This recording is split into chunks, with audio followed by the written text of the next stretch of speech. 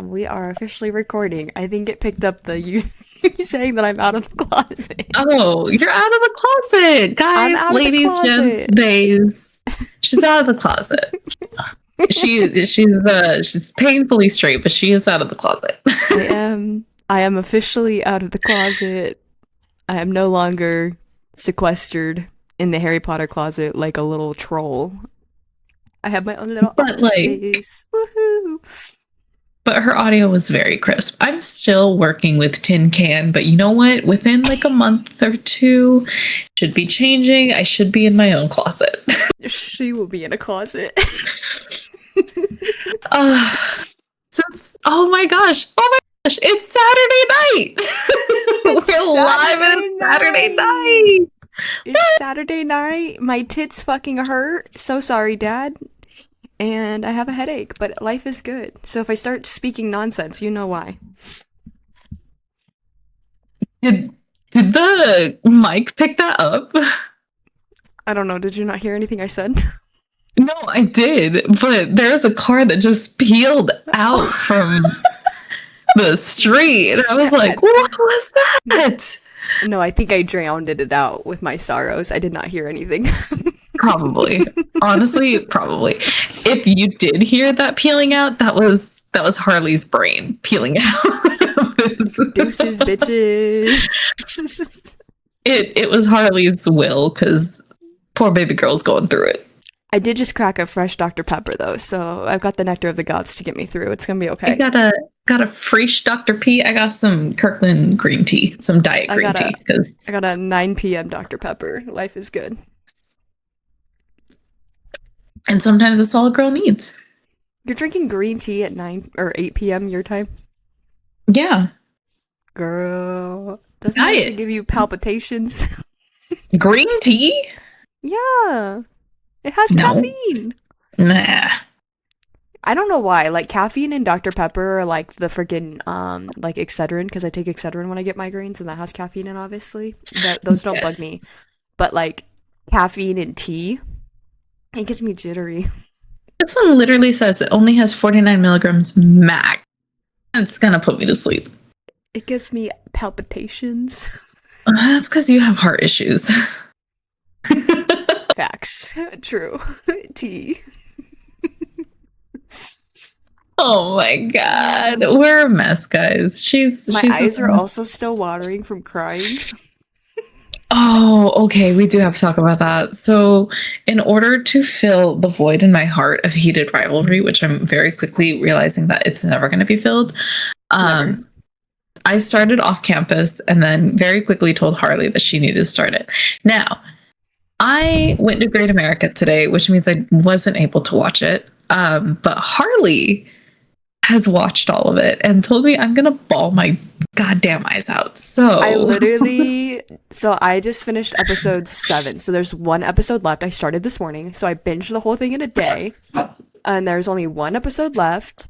And I'm spiraling. I have not read the book. You haven't read the book either, right? No, I haven't. I want to, and I think that's something that we should do for the podcast, because that would be fun. I think we're gonna have to do it for the podcast, like right after we do Dungeon Crawler Carl, because my dad. Okay, guys, my dad found the podcast. Her dad found the podcast and I found the podcast. And it's adorable. And by found it, I mean I was talking to my mom about it. My dad goes, "Well, how do I listen to the podcast?" And I said, "Ooh, well, you go to Spotify and you skip certain episodes, because no way in hell when we do Priest, I've already told him and he has agreed he will skip that episode." Of course, he agreed to skip Mate, and then he listened to some of that one before he tapped out. But he did tap out. Praise the Lord. But anyways, bottom line is he's really excited for Dungeon Crawler. Jesus Christ, I cannot say this. Dungeon Crawler Carl. That is a oh my fucking god. That is a tongue twister, and I'm gonna go back in the fucking closet. What the fuck is going on? Anyways, he's really excited for Dungeon Crawler Carl. So we have to do that one after we do Priest with Tiffany on the next, because the next one's Tiffany, right? That is correct. That's what we decided. Yep. So then we have to do Dungeon Crawler Carl. And You my dad did it! my dad said that he said it's one of those books where like you have to get through the first few chapters. But hang in there. He said it's a wild ride. So Okay. So just so I you know. started the audiobook, and I've heard that the audiobook is really good because of the narrator, which with the book that we're about to talk about, Game On, is very true. A narrator can make or break an audiobook, especially if it's like tandem read or if it's just solo read. And right now, Dungeon Crawler Carl's narrator is fantastic. It's good, because I was planning on doing the audiobook as well for this one. It's so good. Now, Okay. you listen to things at 2 times speed. I'm going to need you to put it at least 1.5 times speed on this one to fully enjoy this man's tone. Like, it is good. Deal. The way he deadpans things, the way he like, I was cracking up from the first. I'm on chapter 3, and I was cracking up super hard. Like, I was driving to work, snort laughing. So you're locked in. I'm locked in at 3 chapters. I'm locked and okay, loaded. then I'm good. I'm good then. I'm gonna be okay. You're gonna be okay. Yeah, it's gonna be all right. And I think because you play Magic, you're gonna love it. I just have watched people play games like this, especially like Connor plays RuneScape. And oh baby, I played RuneScape back in the day. I have to tell you something there you go. about You're gonna RuneScape. love it. When my brother pimped me out.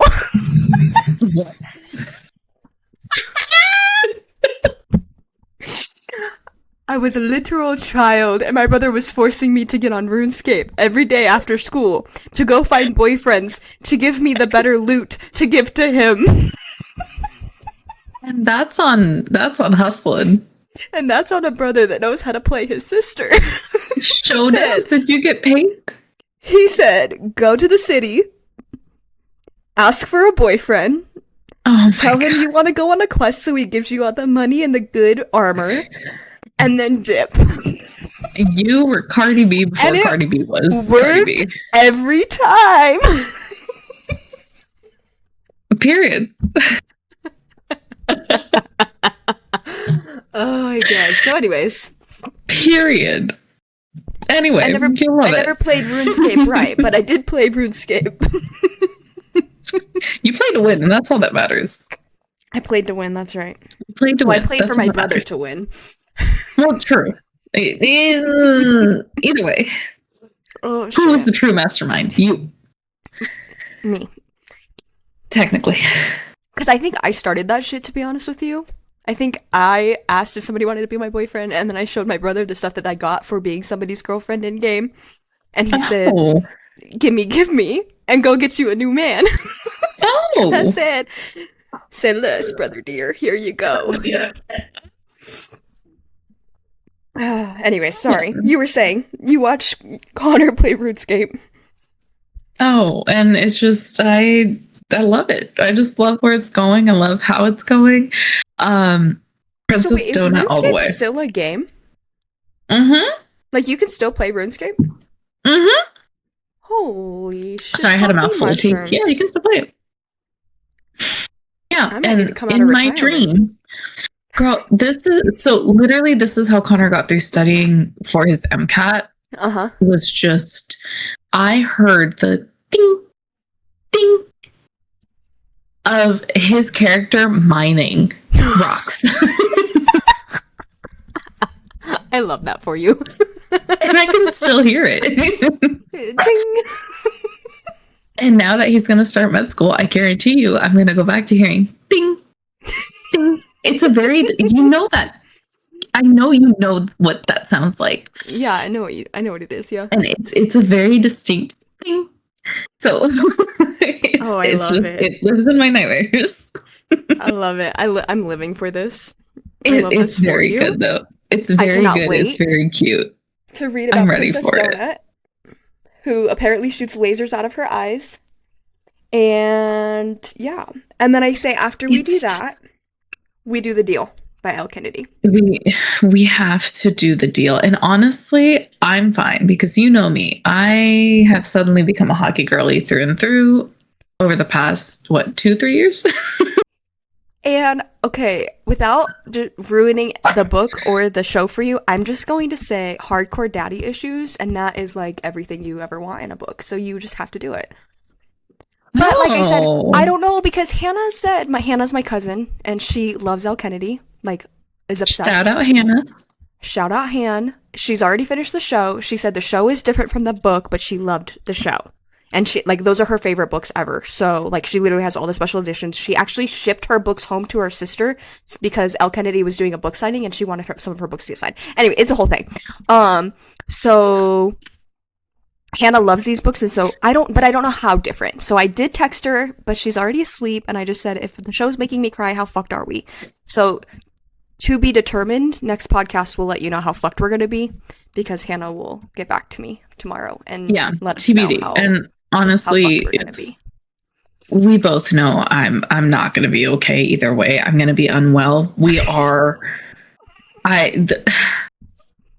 When Heated Rivalry came out, I read that book. Like, I watched the first 3 episodes because I waited, or because it was coming out weekly, right?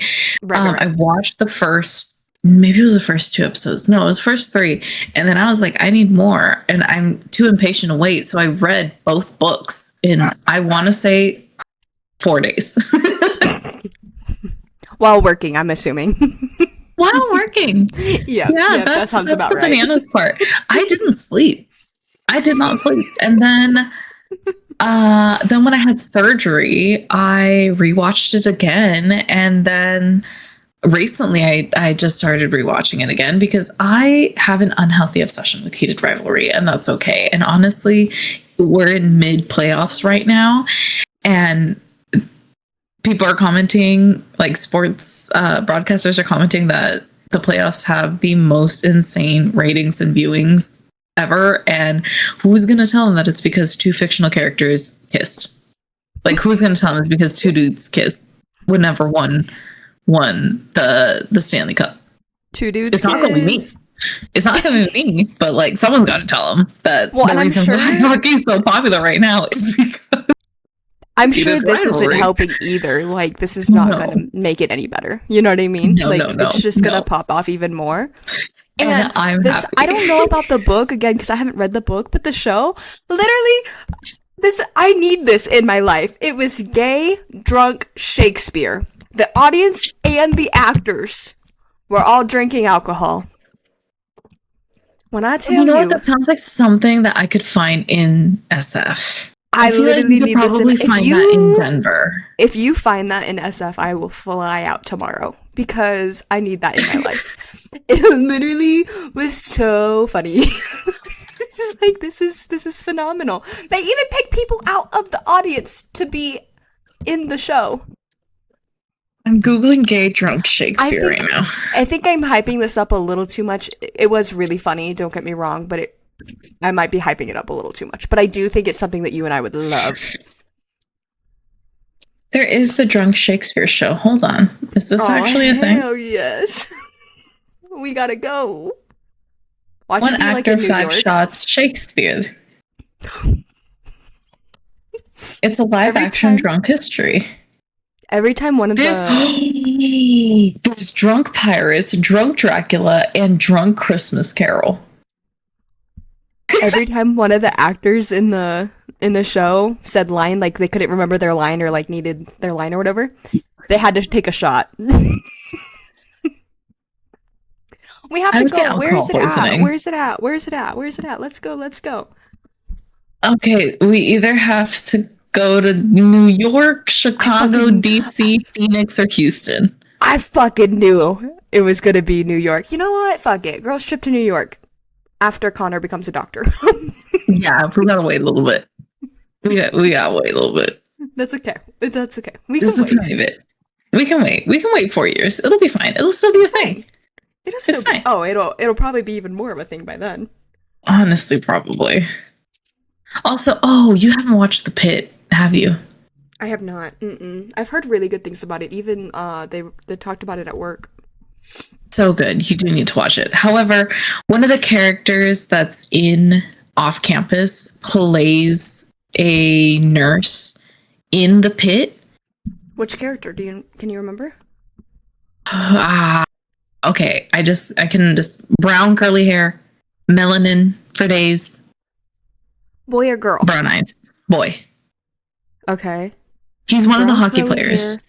He's got super curly hair. Is he kind of the short one? A short one. Well, not like short. He's okay. the third frat dude. The third frat dude. Oh my! I'm gonna text you a picture of him. I'm looking up the off-campus cast right now. Off campus.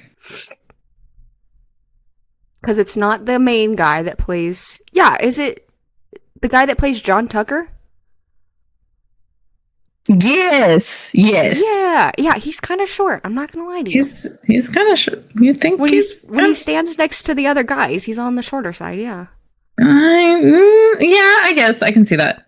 I do be liking him. Yeah, he is in the pit. Look at him. He's in the pit. Okay, yeah. King. And this past season, I was like, where the hell's Mateo? Like, he's a pretty cool character. He's a pretty cool dude. And he was flirting with one of the med school students. And we only saw him for a couple episodes on the pit in the second season. Because apparently he quote unquote went to night shift. And then I see him in Off Campus and I'm like, it's because you were out here filming another series. He probably, I bet you, his character, John Tucker, I don't know, but I know Off Campus, like each book follows a different couple. So like the first book, which is the one that like this season's about, which is Hannah and Garrett. So it follows each couple. So I bet you he must have a love story. So he must have like a better promise for like a big season, like where he's like the main character. You know what I mean? I think so. That'd be my guess anyways. And honestly, good for him because he's a pretty good actor. Hell yeah, get it. The guy that plays Garrett, I'm not even going to try to say his name. Well, Belmont, but I'm not going to try to say his last name. Kemi. The guy that plays Garrett? Yeah. Oh, Hannah's Belmont Camelli? Yeah.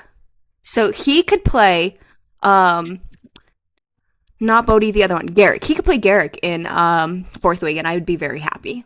I could see him as Garrick, yeah. Right? And now, everybody wants Josh. Justin Cole. Yeah, Josh, whatever the heck, to be Zayden. No. I can't do it. I can't see it. He can be Bodhi, but he cannot be Zayden. We need a better Zayden. He can be Bodhi. I will give him Bodhi. And my argument isn't even that he's not hot enough, because I actually do think he's very attractive and he does have the body of Zayden. He just doesn't have like his voice and everything. It's not Zayden. He can do Bodhi, but he is just not my Zayden. My Zayden is just a different. Is Michael B. Jordan. Well, then he can't be. Then Josh can't be Bodhi, because they're Josh and Bodhi and cousins. Zayden are cousins. He's too light-skinned. They're not even the same race. I know. Even if moms were different races, it still doesn't work. He's adopted. It's fine. He's adopted. It's fine. I do think we'll probably get, I don't know what race this Josh whatever is. Here, I'll click on his IMDb. He's Australian. Well, he's definitely not. I mean, he's Australian. You can tell he's Australian. When he's in the show, I'm like, and that's probably the part that fucks me up the most, is his voice. That Zayden is not Australian. At all. We need like Michael B. Jordan could do it. I wouldn't be mad. But I also think, like, okay, hear me out. Not Leo Skeppy, because obviously Leo Skeppy is, for one, he's gay. Two, he's not an actor. Well, nothing wrong with that, but I just feel like putting Leo Skeppy in a situation where he's got to be, like, all up in violence, would be kind of rude. However... Okay, but hold on. Because the actor that played Lafayette in True Blood wasn't gay. He did... Okay, you're right. But I just don't think Leo Skeppy wants to be Zayden, okay? Hear me out. However, he's Armenian, and I would not be mad if we had like an Armenian Zayden. Yeah. I realize Zayden isn't Armenian, but I've seen like some other Leo Skeppy's. All due respect to Leo Skeppy, he is pretty damn fine, and I love his voice. And I would not be mad. I would be mad with Leo Skeppy specifically, just because I will never get. He's very clearly gay, and I will never get his flamboyantness out of my mind. But somebody like him that's straight, I think, would be phenomenal as a Zayden. We do need. I mean, we need someone to embody my house, my chair, my woman. I also wouldn't mind like a Turkish man either. Turkish. Turkish, yeah. I wouldn't be mad about a Turkish man either, but it definitely has to be like a person of color. Like they need to have some melanin in their skin. Because even Rebecca Yarros she like flat out said, we need the melanin. do not, he is not white. Do not cast him as white, and I 100% agree with that because Zayden is not white. No. I wouldn't be mad at Michael B. Jordan. I just don't think he will. Because one, he's kind of old. No offense, Michael. You look phenomenal. You could definitely do it. How old is he? I think he's like in his late 30s, early 40s. There is no way he's in his 40s. I mean, you're right. He's probably not in his... Putz. He's 39. I fucking knew it. I'm telling you, he's old. Love him to death. Do not get me wrong. And I think he would be incredible. But he's just a little on the old side. And it would be creepy. Like, I kind of don't like... Okay, here's another thing we could talk about real quickly. We have got to get into this book. Because we're like 21 minutes in and we haven't even said the book we're doing yet. But I do have to say one more thing. Have you watched the 3rd season of Exo Kitty yet? Okay, I found out the other day that like the girl that plays Exo Kitty, she's like 19. Let me pull up the casting here for that. Love the show, by the way. It's like a little bit cringy, obviously, but it's fine. So the girl that plays Kitty, she's 22. But obviously, she's been going for years. I think she started as a literal child playing in All the Boys I Loved Before. But I think Exo Kitty started when she was like 18 or 19 years old. And the guy that she's like with now is 29. And 22 to 29 is not that bad, but think about like 19 to, what is that, 26? It's kind of icky. So if they were to do Michael B. Jordan and then picked somebody that's like in their 20s, I would feel icky. Personally. Just saying. Throwing that out there. Hate me all you want. Flame me in the comments. I don't care. But it grosses me out a little bit. It's so bad that I clicked on the dude. I'm assuming it's whoever plays Q, right? No. No? Q is the gay guy. It's Sung Hoon Lee, the guy that plays who's his character? What's his character's name? Yeah, Minho. And then 1996. Like, Gina Kim. Jin Kim. I don't know. I'm not saying that freaking right. She's 33 years old, and now I can't unsee it because she's 33 trying to play a 17-year-old. It's like weird. Now that I know, it bugs me. Because mind you, they're all supposed to be in high school. Honestly, she doesn't look it. No, and now that I know it, especially. But now it's like, oh. And I mean this in the best way possible, and it's probably just because I know it. But when I was watching the 3rd season, when the girl that plays Kitty and her, they were laying on the bed, like side by side talking to each other, and their faces were like side by side, and I was like, even like you could just like tell she's 33 and Kitty is, 20. And I was just like, it made me feel icky. Especially because Kitty and her character, they also had a moment where they kissed in season 2, I believe. Season 1, season 2, something like that. They made out. And now I just feel icky. So imagine like Michael B. Jordan. Again, love him to death. But it would just be icky. And not only that, even if they did cast like another 30-year-old to play Violet, you're talking about 40-year-olds trying to play 19-year-olds, 20-year-olds. And I don't know, something about it's just like starting to feel icky. It's like getting kind of weird for me. I don't know. Maybe I'm just like getting old and crotchety. I think you're just, because I'm like, I don't know. And I see it. I see it. I'll leave it at that because I was about to say like that's the whole reason why I had to stop watching Euphoria because I felt icky about it watching these like 30-year-olds trying to play 18-year-olds. Not just 18, but like the content in itself, like it's icky. It's gotten ickier. It's gotten wilder, and I refuse. Well, I watched the first episode of Euphoria, and I couldn't finish it personally. It's a lot. It's a lot. It's heavy, and I'm not saying it's not good. And it definitely like made heavy. Me feel shit because it was extremely heavy. And that's why they need to have 30-year-old freaking actors playing those characters. You cannot put teenagers in those positions and expect them to be okay. No. But at the same time, it's just like, ugh, like these are teenage kids in high school doing this stuff. It feels icky and wrong to me. And like I said, maybe I'm just getting old and crotchety, but I don't know. It just feels wrong. We just getting old. We're way off topic. Yeah, how do we air? I don't know. Michael B. Jordan playing Zayden. I would love it. Well, I wouldn't be mad, but I can't get behind it either. Ooh. I don't. Huh? What about age gap? Is this? Oh, I was going to talk about the age gap that our two characters in Game On have. They have an age gap? Yes. How did I miss this? Yeah, because Tyler's technically 24, and I think Stella is 30. How did I miss that? Did you miss that? I so missed that. Bro, run the intro. We're running the intro. We're running the intro. Welcome back. Someday we'll get better at this. Today's not that day. And honestly, if you expected anything more, you're listening to the wrong podcast. You're listening to the wrong show. Also, my dad said he loves the intro music, so shout out Dad. There you go. Your dad is precious.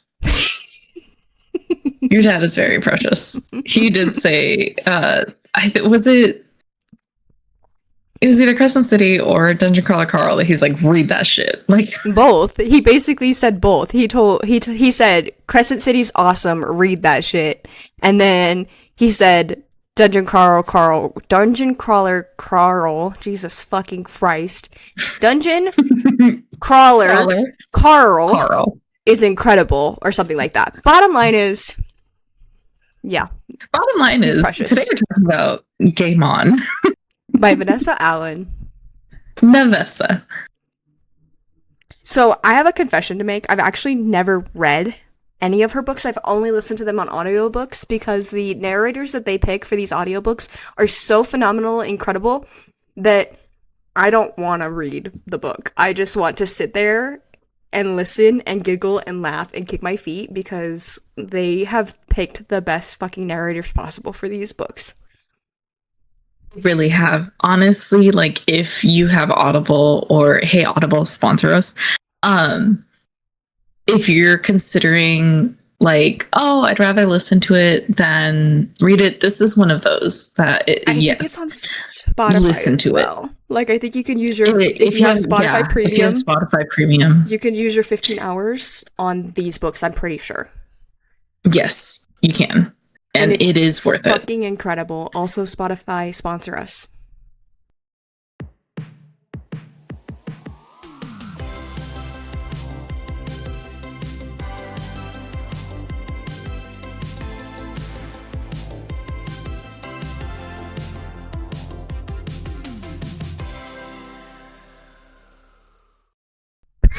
Also, by the way, welcome back to Hot Takes and Paperbacks. That's one of your hosts, Harley. And that's your other host, Kari. And yeah, Audible, sponsor us. Spotify, sponsor us. YouTube, wink wink. Anyone? Put us in the creator funds. Yes, the narrators of of all of her Into Darkness series have been spot on. They have been perfect. They're not over the top. They're not overly dramatic. I can actually stand the women's voices, and they're not overly like breathy or overly dramatic, or there's some narrators and some books that I cannot listen to simply because I'm like, girl, use your diaphragm, like speak into the mic. See, I get to skip most majority of that because I listen to everything on 2x speed. She does listen. She is so a my psychopath. brain can't my brain can't catch on to weird breathiness. My brain is too busy trying to focus on what's happening. So just saying. And I'm the opposite. Listening I on love 2x speed immersion. is the way to go. I'm also a psychopath that listens to audiobooks at the gym too, and I probably should stop because there were multiple times with this book specifically that I was like while holding a weight. And that's not recommended. Girl. Yeah. Chapter 33 specifically, I was driving, and again, I should not have been driving. You have to spill the deets because I don't remember what happened. Chapter 33. Chapter 33 is when we have... Okay, well, our main characters are Stella, I can't remember her last name, and Tyler, and I can't remember his last name either. But anyway, you do not have to read this in order. It's just fun because you get kind of Easter eggs from the other two books, but the main point of this one is Tyler goes by Theo, and he's blackmailing Stella, technically her family, to get money. And I'm oh my god. What just happened? What? Are you okay?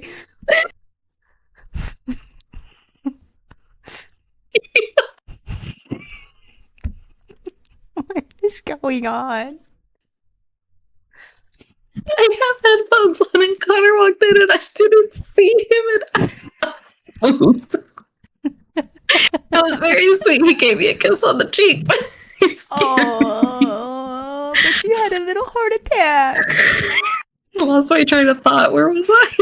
So Tyler's blackmailing Stella's family for money because Stella's family is very well off, but Stella's family also employs his father, and his father is, well, he thinks his father is a POS, and he's trying to destroy his father's life. So that's really the main motivation behind it. Daddy issues. Yeah, daddy issues galore. Daddy right issues up galore. Right up Kari's alley. She loves a good daddy issue book. I do. This one was a good one. This one did hit in the daddy issue feels, especially towards the end when we find out that he really was trying. And it was like, oh. You're like, oh shit. Tyler's daddy was trying to be a daddy the whole time. Yeah, and the way this author has the ability to go from literal like smut to like the next chapter just ripping your heart out and stomping on, like curb stomping it. Oh, but then don't forget the very next chapter you're laughing your fucking ass off hysterically. Like, and that's the thing. You go from, like, being hot and bothered to bawling your fucking eyes out to then scream laughing, back to bawling your eyes out, back to fucking hot and bothered. Like, you just, it's a roller coaster ride. It never fucking ends. This shit is so fucking funny. And I keep, like, wondering when it's gonna be when it's gonna be too much, you know what I mean? Like, you know, when you read, like, yeah, where you're like, okay, like, enough. Do we really need a third book of this series? Yeah, we really fucking needed a third book of this series, and quite frankly, we need a fourth and a fifth. If she continues on this path, I don't think I'll ever get sick of it because this shit is so fucking funny and so heartbreaking. It's perfectly like balanced. Like that's the thing. It's not over the top. It's not too much. It's not like, okay, I roll, right? Like even with, because I feel like every single one of her main characters has something. Yeah. And Stella has gastroenteritis as a girly with tummy issues. I thought it wasn't overplayed. I thought it wasn't over exaggerated. I thought it wasn't like, oh wow, you really had to give her that. No, I thought it was a perfect balance and something that just bothered or like gave our main character Tyler a reason to be caring for her or just started to care for her and to realize like, oh, she's actually, because he has a problem with wasting food and it's like she can't eat that much. There's just these little nuances that balance out the characters so perfectly that make them opposite but compatible, but not Right, like over the there's top like and not levels to overly it. like unbelievable. Yeah, she is amazing at it. And it's hilarious because you're expecting dark and morally gray and you're getting exactly that. You're not getting over the top. You're getting kind of goofy dudes. You're getting this witty ass banter that had me snorting because like the fact that this man literally wrote fuck you on her. And this is the thing. Okay, so he writes "fuck you" on her back, right? Income, right? It was In or his, her, yeah. yeah, No, in in his. his, It was in his cum, yeah. He and she writes had to "fuck you." My stupid romantic ass fucking heart was thought he wrote "I love you." oh, I knew he was writing that. I I was knew it so wasn't I love you. I pissed, was but at the same cracking up time, I because was I was like, like, "Oh, I this know he wrote fucker, that.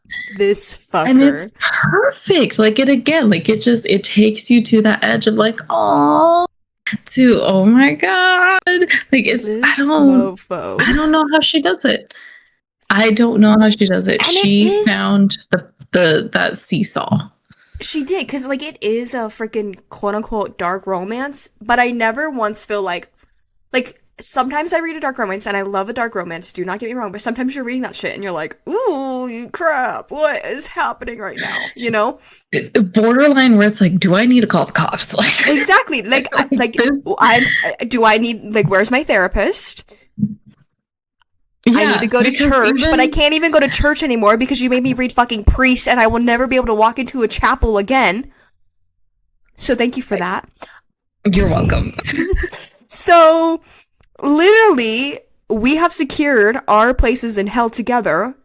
With that being said, I still, sometimes I'm reading a dark romance and I'm like, ooh, shit, like this is, like you said, I need to call the cops on myself. Yeah, Because like it's a someone direct needs to call the pipeline to authorities. the bottom level of hell as one of Satan's brides, okay? Because what the fuck are we But reading? What are we doing? But this one doesn't. this doesn't do This that. one just This, gets us to the top layer. about the time where I'm like, what the fuck am I reading? I'm then giggling and kicking my feet, and I'm like, oh yeah, that's right, that's what I'm fucking reading. This shit's so fucking good. Yeah, It's it is it's the good. perfect dark romance. It's Literally, it's it just is it's everything you want beautiful, and more. and it gives us that like I loved her parents. I loved how over the top they were, but they weren't. Like Mm-hmm. they're rich and they're not afraid to like Do you have enjoy any? their wealth, but it's Did you humble. have any of their like the mom miserums written down? Because there's shit. Herbert, Pervert. That shit was Herbert. so fucking funny. How is it that she said murderer? I don't even Moiter? moider pervert. That is what got me. Oh my god, And I was she has a bird, by the dying. way, that Harley almost stopped reading or listening to the book because of the bird. She has an Look, African gray parrot. I His don't name do is Amos, birds. but he has some of the funniest lines ever because he calls Stella snack bitch. That shit was fucking funny. Snack bitch. That shit was fucking funny. And I don't even like birds. But again, it's these little nuances that Navessa knows how to put in and just keep your attention the entire time and still manage to bring the story together. Like it And the parrot this entire called Tyler crusade. a pervert. Pervert. Mm-hmm. Pervert. We love that. Oh, Ellie doesn't, by the way. Ellie had some opinions on that one. Um, Also, you guys might hear Marley today in the background because my hubby is not home, which means she has nobody to hang out with, so she's hanging out with me. And I'm talking to Kari very loudly, and she thinks that means I'm talking to her, so she's whining constantly. So if you guys hear her, that's what's going on there too. She's also very opinionated. Did you hear? But what? Yeah, she said hi back. Hear. She's like, "Hi, Kari." Okay, so anyway, back to the book. So sorry.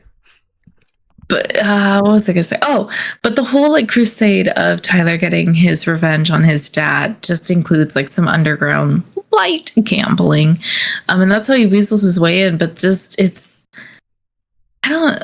again like not over the top. It's not outrageous. It's not like he's not entirely ruining anyone's lives. Like he's kind of a vigilante. He's literally Robin Hood, stealing from the rich and giving back to the poor. And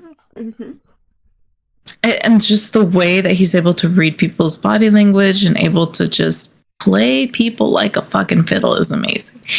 Well, he like knew. He's like, let me go after baby brother because sister will step in. Stella is the sister.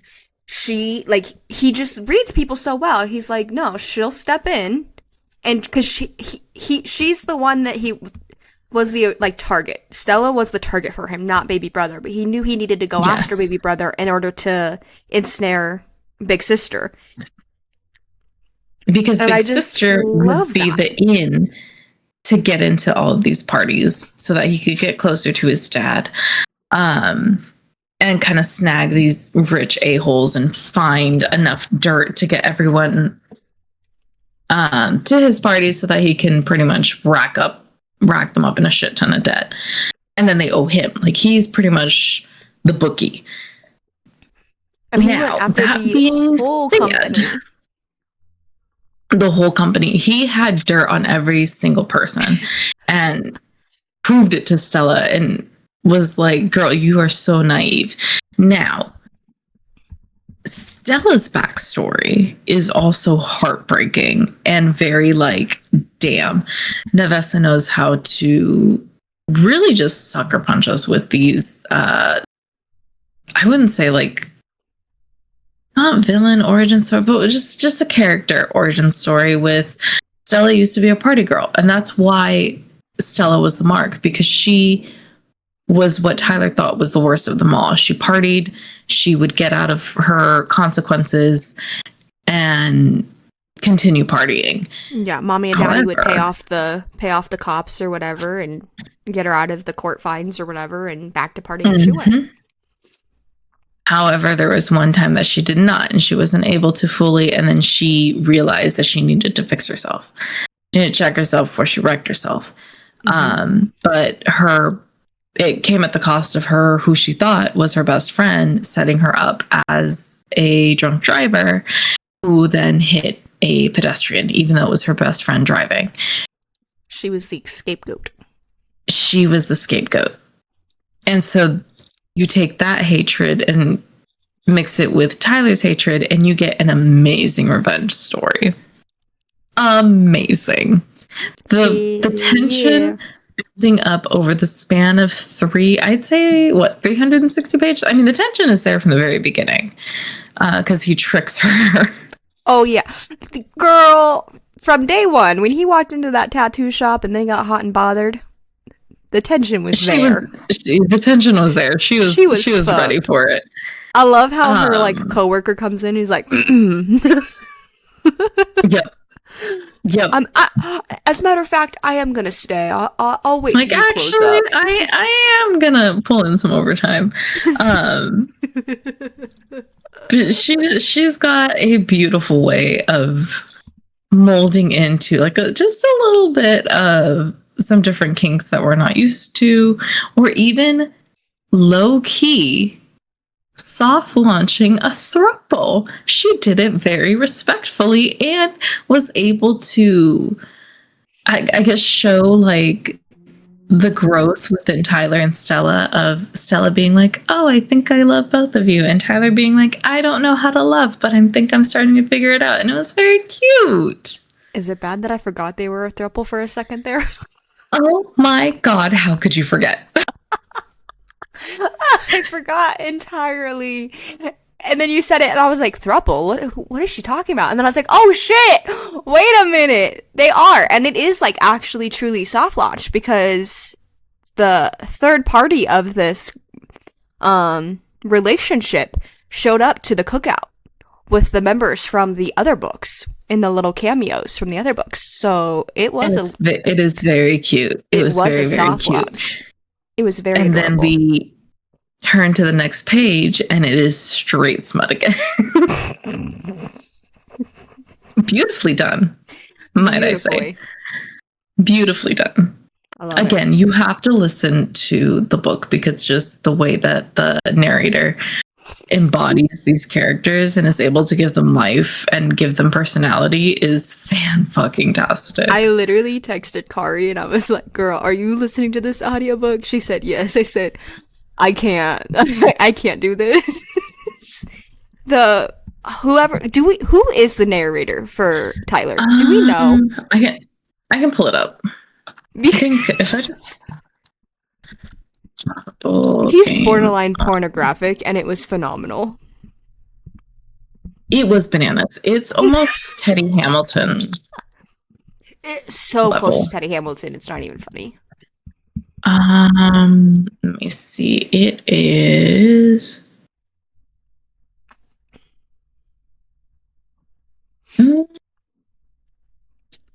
All I know is I was driving the first time they actually had sex, and I was like, I almost had to pull over because I was like, what is happening right now? James Cassidy. And I have not listened to any of his other books, I think. I'm scrolling. Yeah, the name doesn't sound familiar to me. He did a phenomenal fucking job. He needs to do some more books. He has a lot of books. In fact, he has a book on here that I was low-key tempted to suggest. What book is it? It is called Of Ink and Alchemy by Sloane St. James. I've never heard of it, but I love the title. Sounds very intriguing. Sounds like it's right up my alley. It is a dark romance, morally gray. Well, I'm already going to hell, so add it to the list. Might as well, right? What is it? Ink and Alchemy? Of Ink and Alchemy. Of Ink and Alchemy. I found it. Do you see why I got it? do you see what drew me in, though? I see it. I'm like, wait a minute, add to wish list, and I'm looking at the cover art. I'm like, oh shit, I do see. Yep. Yeah. I can get behind that. It is a pinup style. Hell yeah. We love big booties. He did fantastic. He did so good. He did fantastic. And the girl is. Oh, wait a minute. Oh.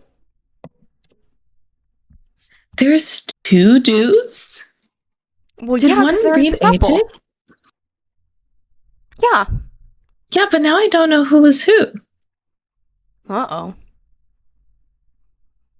They did fantastic. Yeah, either way. The voice actor for Stella did incredible.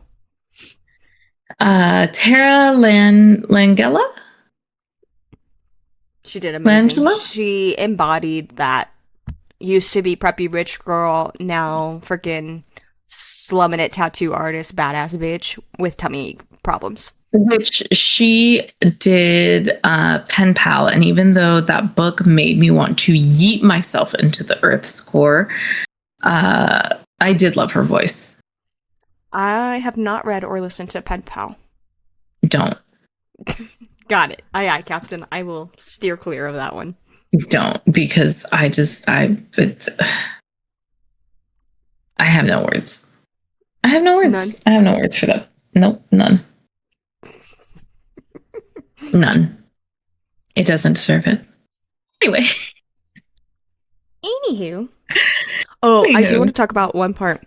When Stella and her brother go down to like the gambling room or whatever, the night that he's supposed to like destroy everybody's lives or whatever. And then they have to like dip, and then he like basically kidnaps her and takes her to his hometown to meet the aunt. You know what I'm talking about? Yes. Yes. Okay, the aunt I was having flashbacks, okay? Because literally that is my I'm so sorry, Dad. That is my dad's side of the family. I was having war flashbacks because I'm like, why is this my dad's side of the family? Literally my dad's side of the family. The freaking cigarettes, the raspy fucking voice, running freaking Stella over with her car, just okay. Like we the need to touch on whole that too, by white the way. trailer trash can't freaking get your shit together to save your fucking life, and everything's against you, and you know what I mean? And everything's an insult, and like, you know, Tyler has money now and just left her in the fucking dust, and why even, like, she's like, why did you even come here, blah, blah, blah, blah, blah. It's literally war flashbacks for me. I'm like, oh my god. This is literally, like, these people are real. These people exist in this world, and I know them personally. We do need to talk about her getting hit by or being clipped. I paused whenever that happened, and I started laughing because I had just watched 911, and I was like, this is a fucking 911 episode. This is a full-fledged 911 episode. And when he called his best friend to ask his girlfriend or wife, Allie, yeah, Allie, because Allie's an ER nurse. Allie's our ER nurse from the first book. Allie and Josh are our first couple. Oh, anyway, we love them. We do love them. And he is like, what do I do? And she just goes, well, call 911. I cackled. I was scream laughing. I needed to pause because I was like, listen, we've all been there where we're like, what do I do? What do I do? What do I do? But that's literally just be like, call 911? The fuck? Right, the other day when I thought somebody kicked the door down and was in the house, and instead of calling 911, I called my husband. What the fuck's he gonna do? He's like 15 minutes away playing cards, and I'm in the freaking bedroom with the door locked, holding the dog, putting her, like, locking her in a crate, crying because somebody broke in the house. And did anyone actually break into the house? No, but that's not the point. Is too. They have pew pews in the house. I do. Did you grab the pew pew? I had the pew pew. I had to put clothes on, and I grabbed the poo pew, and I was on the phone with the husband, and the husband was screaming at me to call 911. I said, give me a minute, shut up. And I went my ass upstairs and realized it was the sign banging on the door and not an actual person. Because the wind was blowing, and I didn't know the wind was blowing. And yeah. Look, it's not funny. It's not funny. It's not my funny. finest moment, especially because this is the second time that this has happened. But bottom line is, we don't always call 911, okay? When we should. That is the moral of the story. You told him. Wait a minute. You're the one that called him. He was yelling at me, and I didn't want to call the cops because what if somebody wasn't breaking in the house, and then the cops showed up for no reason, which is exactly what would have happened had I called the cops.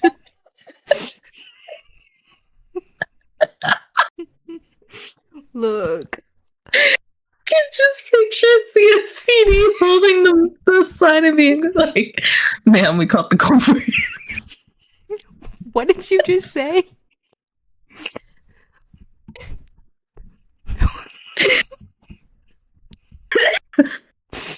I I don't can even know what you picture. just said. I can picture CSPD showing up, holding the sign from the store, and being like, "Ma'am, we've apprehended the culprit." It's your home sweet home sweet gnome sign that has gnomes on it.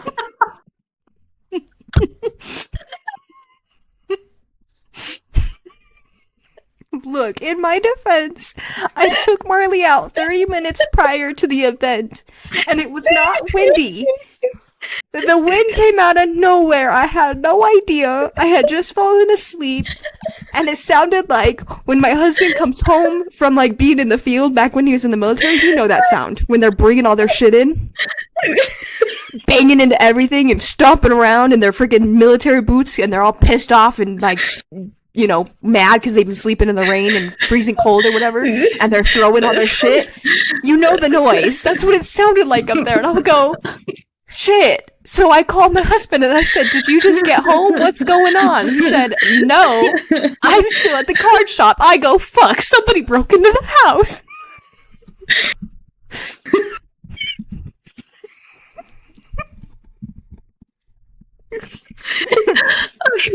I'm crying.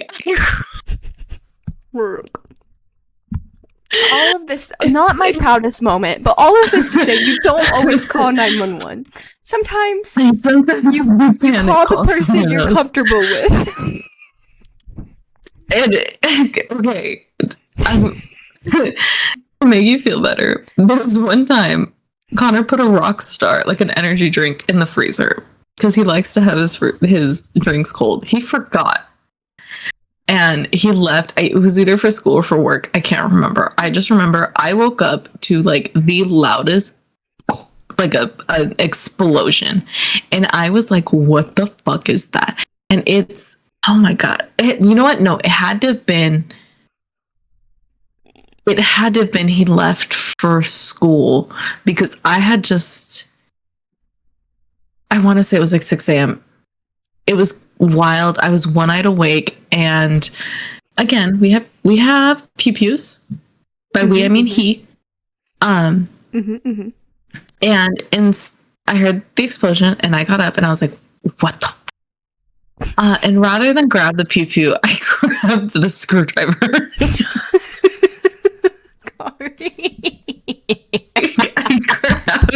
I grabbed a Phillips head screwdriver and I was holding it like a knife. What the fuck are you? You were just gonna stab him to death? Hey, I was ready. And I'm like slinking around the apartment, like looking, making sure that the back slider was closed. And then walking around like, well, there's nothing going. P was, by the way, I had to shove her in the bathroom because I didn't want her to like follow me. So she's screaming in the bathroom. So like no sense of surprise there. But then I go into the kitchen and I couldn't find anything until I see the freezer door slightly popped open and there's energy drink everywhere and the can is just exploded. The carcass of the can exploded in the freezer. And that's what caused the explosion that woke me up thinking that we had gotten broken into. And all I had was a screwdriver. And you didn't call 911 either. And I did not call 911. No. In fact, I was ready to just poke some eyes out. You were ready. You were gonna. And I love that you secured the cat. You said, P, in the room you go. So I secured the dog, right? I put Marley in her crate before I opened the door and like cleared the house or whatever. Which, by the way, we have to talk about clearing the house because that's a whole nother story. But so I put Marley in her crate and then I go and I clear the house. So I'm telling this story to my parents and my husband. And then my husband, basically on the drive home from seeing my parents and telling the story, my husband's like, hey, by the way, like we need to talk about, never mind the fact that you didn't call 911. How about the fact that you put the dog in the crate? And I'm like, I don't understand. And he's like, the last thing you want to do is put Marley away in the crate. And I'm like, that's the first thing I want to do. Like, I don't want Marley to get injured. She needs to be safe. I can't, I'm not going to let somebody kick her. I'm not going to let somebody shoot her. I'm not going to let somebody hurt my baby girl. you know? Yeah. And then I thought my parents were going to have my back. So the next day when I take my parents to the baseball game and I tell them this, my mom and my dad both took Tyler's side.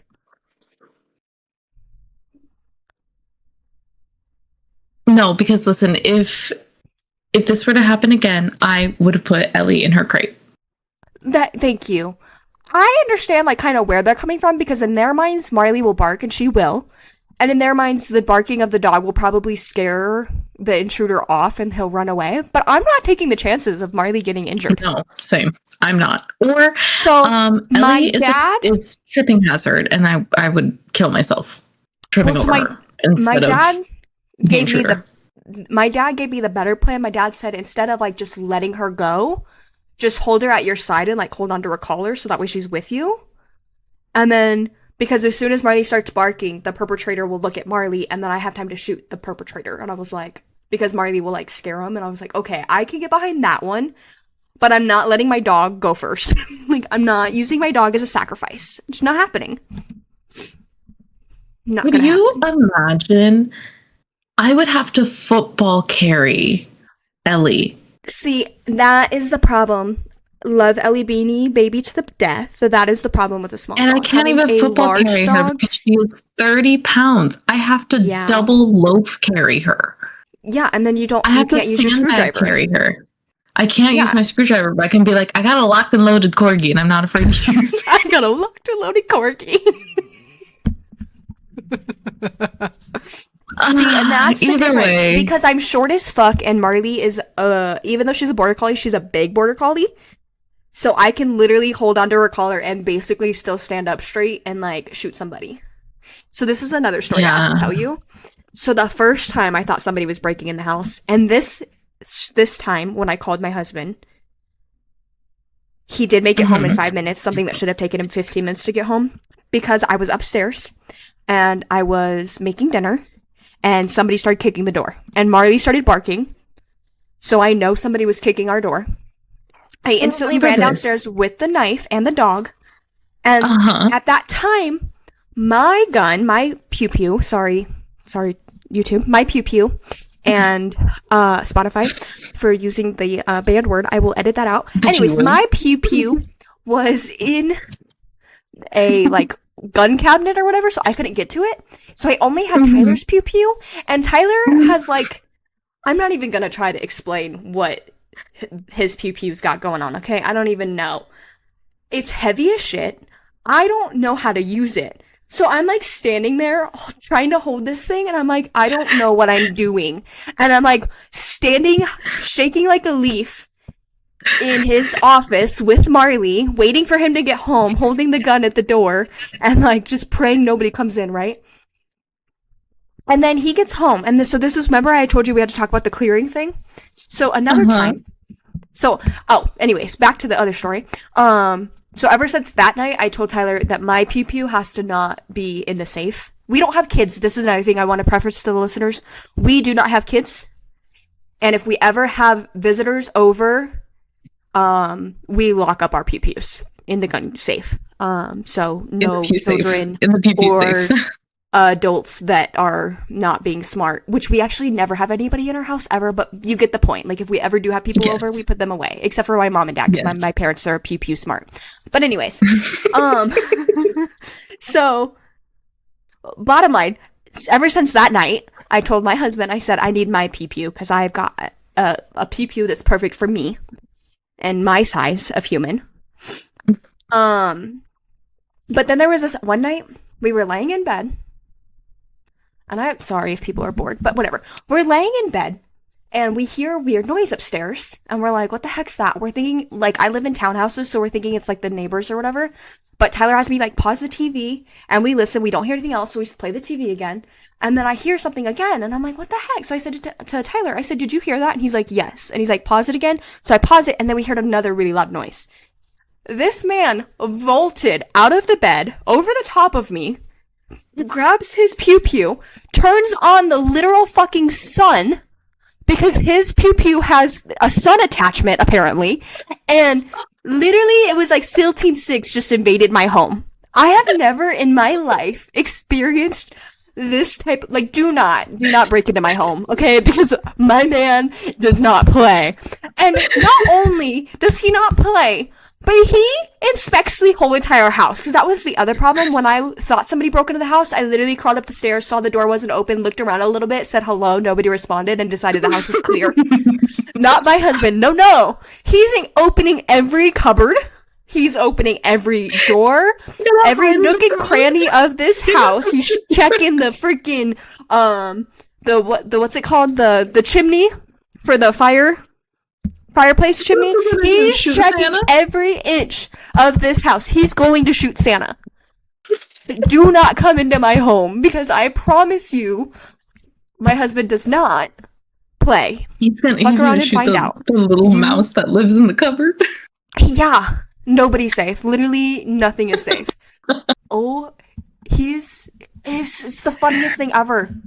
But anyways, yeah, those are my little stories, my 3 little pew pew stories of our house. And all of that to say, yeah, Nevessa, it's true. We will not call 911 when we need to call 911. Anything but calling 911. Anything but calling 911. Because that's the other thing. You know, he's yelling at me because he's like, if you thought somebody was in the house, you call 911. Okay, well, he just thought somebody was in the house. He went and cleared the cupboard. And he did not call 911. And he did not call 911. So I don't really want to hear it. I had to call 911 because I'm a female in this world in 2026? I don't think so. You don't gotta call 911? I don't gotta call 911. But in the book, Tyler did call 911, and that's how we ended up with chapter 33, where after post-traumatic, or not after, after a traumatic event, what do? You take a hot shower, and then you get to Pound Town on the bed. Apparently, that's how you unwind. After you got released from a hotel or from a hospital. Yeah, in the literal white trash trailer town. When she was describing the motel, I pictured the dirtiest Motel 6 from Colorado Springs ever, and I was cracking up. Like, I'm picturing it in my head. It's the Roadway Inn that's over by the Colorado Springs airport, and I was cracking up. So hard. My dad will know this one. There's on the way to their house in Texas when you're leaving. So when you leave Colorado Springs and you're going through New Mexico to go to Texas, there is this random ass fucking motel, literally like in the middle of fucking nowhere. That's what I was envisioning. Because I'm like, what? Like, it's literally something out of like the freaking, like, you know, like when the freaking kids get kidnapped because of the truckers or whatever in the movies. Yep. That is the motel. I'm like, why the fuck is this motel here? It's in the middle of literally fuck nowhere. Who the fuck's staying there? Literally nobody. Apparently Josh and Stella. Apparently not Josh and Stella. Or Tyler and Stella. Tyler and Stella, yep. Sorry, Josh. Josh and Allie, so sorry. Muppy. We just love Josh so much and his baklava. Balaclava? Baklava. How the fuck do you say that word? Balaclava. Baklava is the... Baklava is the dessert. Whatever. He's got his little mask on, and he blinds himself. That's all I know. Bottom line, listen to all of the books. Give it a shot. I believe it's being turned into a Netflix show soon. It is, actually. Yeah. It is. I cannot wait for that scene. I can't wait for the knife. You can't wait for I Think I've Gone Blind. I can't wait for the knife. I can't wait for this book to be made into a series, because I do think it's going to be classy and beautiful and giving all the Gatsby vibes with a hint of smut. I think all 3 seasons are going to kill. Because even like season 2, I love a good mafia romance. Like, she nails it every fucking time. It's a sex club. They have a kink club, and it's gonna be amazing. Velvet. And she's a sex worker on top of it, like a very successful one. She does a really good job, and it's very tastefully done. And then, so like the first book, we have what? We have the masked TikToker. Nurse and a masked TikToker. So we got a nurse and a masked who's TikToker. technically a hacker and a stalker, but it's fine. We No, overlooked the fact that he broke into her car and because he pre-warmed it because it was snowing. It's and the knife, and it's fine. And Everything's well, fine. the knife was consensual. The knife she wanted. We also overlooked the fact that he put cameras in her room without her knowing. It's fine. Damn, we really did overlook a lot in the first book. Everything's fine. It's fine. But it's then fine. book 2, it's fine. We've got mafia romance and a sex and club. long time pining. We love it. And we love a little bit of body dumping, but it's fine. Everything's fine. And here, this was the tamest one. It was just mild. This was the tamest. Mild blackmailing. Mild blackmail with a little bit of illegal gambling. Illegal gambling, and yeah. And all the love. Pretty tame. It was tame. It was tame. Who do you think the next characters are to be, the next book?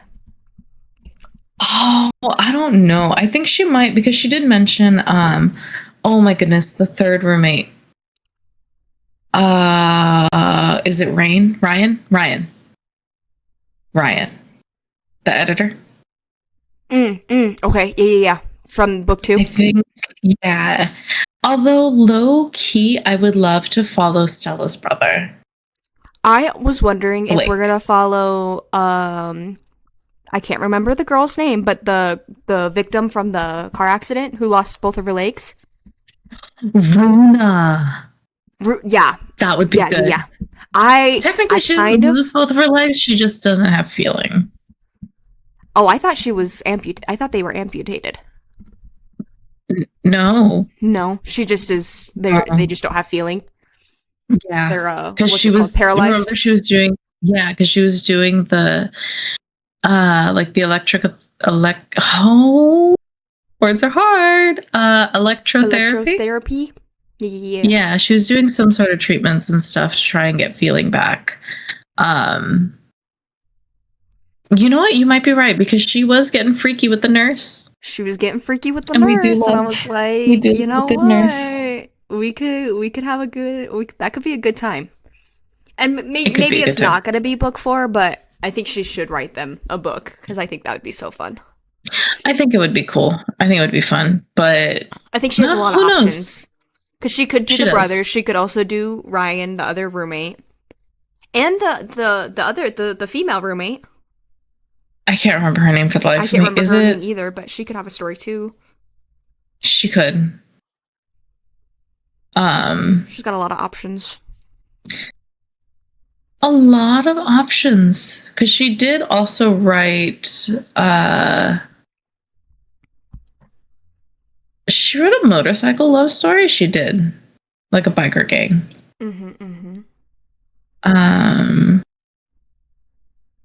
But who knows? I don't know. I also wouldn't be mad if she just kept it a trilogy and started something else. Yeah, I wouldn't be mad at that either. Who knows? Has she said if she's doing another book? I guess I don't even know. She has. Let's see. Is there going to be an Into Darkness book 4? Also, the whooshing sound is the air purifier, because it just got really bad for some reason. It's okay. I can't hear it. So hopefully the listeners can't hear it.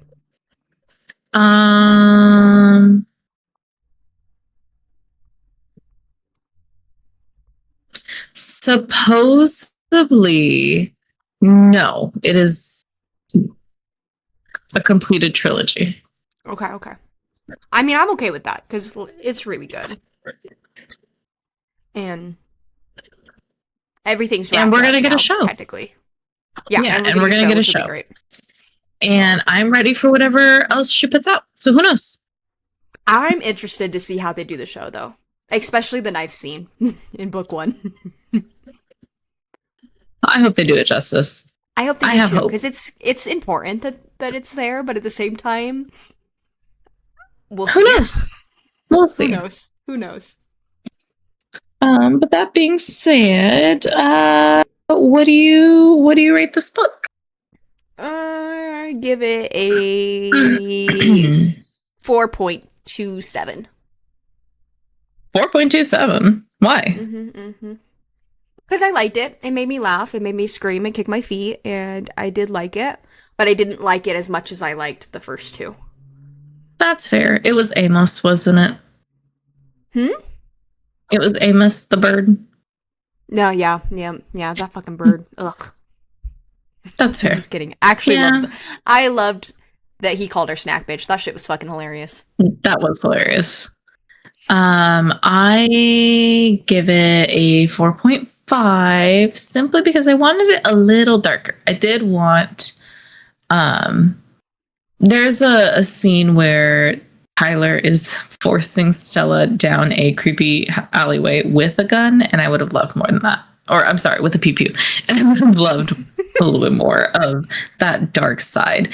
Because even in the first book, Josh talks about how Tyler had these like dark streak moments. And I would have loved to see a little more of that. I feel like we got hints of it, but we never fully got that side of him. Well, and that's kind of how I feel. And like I said, it's good. It had me laughing. It had me kicking my feet. It had me having like, oh my God moments. It just, like, compared to book 1 and book 2, it wasn't as good. And in my, like, for me, book 1 and book 2 are 5-star reads. Yeah, fair. And like I said, I loved it. And if she writes a book 4 in this series, absolutely 100%, I will be reading it. I'm not tired of this style of writing that she's doing. And I've never read any other Vanessa Allen stuff. I don't even know if she has other books out, to be honest with you. She does. And honestly, it does make me want to go and read it because she does have a, it's called The Kings of Kearney. And I want to say Kings of Kearney. I think. Because I'm definitely not tired of it. Like, yeah, I gave it, a 4.27. But, I mean, that's still a really good rating, I feel like. It just wasn't on the level of Allie and Josh. It's really hard to compare to Allie and Josh. They were that first book was so fucking they were the ones that started it all, and it was fantastic. It reminds me a lot of the Butcher and Blackbird. That shit was fucking hilarious too. Yes, which is why I think I get them confused, because Butcher and Blackbird is going to be turned into a movie.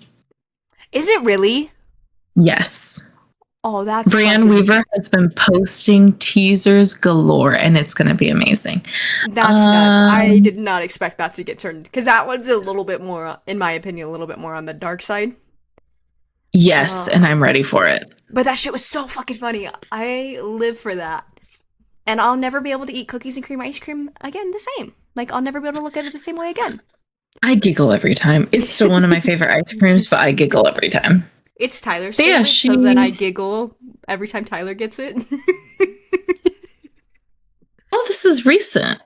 She wrote The Kings of Kearney, and it is a standalone motorcycle dark romance. All right, I'm gonna have to read that then. Yeah. I'm gonna have to give that a shot.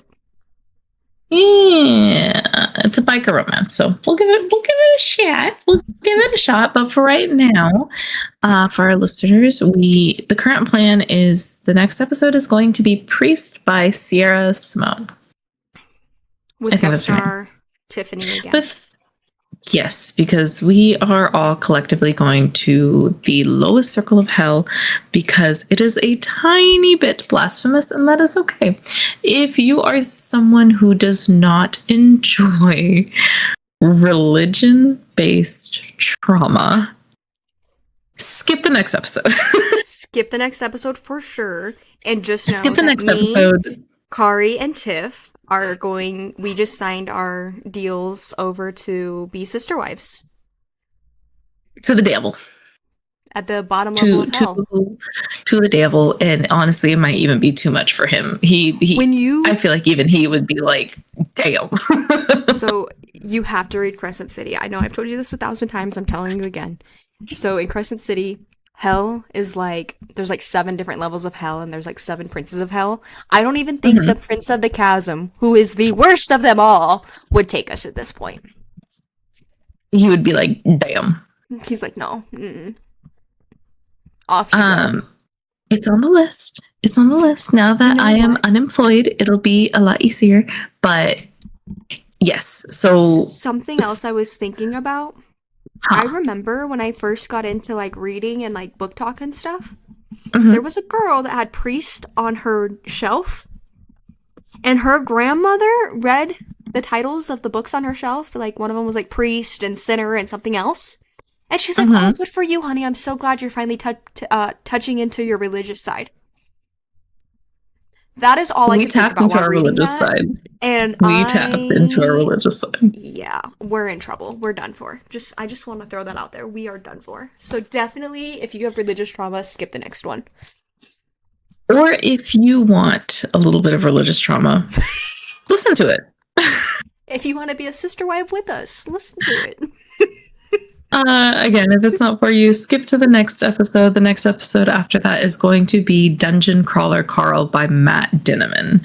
Which I That think one that is one will going to be be for rated E for everybody. everyone, and Yep. it's going to be fun. It's going to be a fun time, a fun journey. And after Dungeon Crawler Carl, it is going to be Ellie Kennedy's The Deal. Which also I think will be rated E for everybody. Mm, it should. It is a hockey romance, so Yeah, it should be okay. it should be okay. Yep. So, anyways, But if you're listening, Fadre, the next Audrey, episode, make sure you skip it. This is your reminder. Skip skip it. it. Do Skip it. not Skip. listen to it. He's probably gonna Don't. want to. He loves like our little beginning part where we like talk about hockey and shit and Okay. like Yeah. current events. So Phil, And we I will will. put in a disclaimer. So any of our listeners that also like listening to that part, we'll add the disclaimer of like turn away now. So we will definitely do that too on the next Yeah. We'll podcast. we'll tell you to yeet yourself out of the train and Now then is the time to no longer yeah. listen. uh, Ugh, anyway, I need to go thanks to for bed. joining us on this episode. Yes, it is. It's we've gotten late anyway. Yep. We will see you next time. Later, love you. Bye. Bye.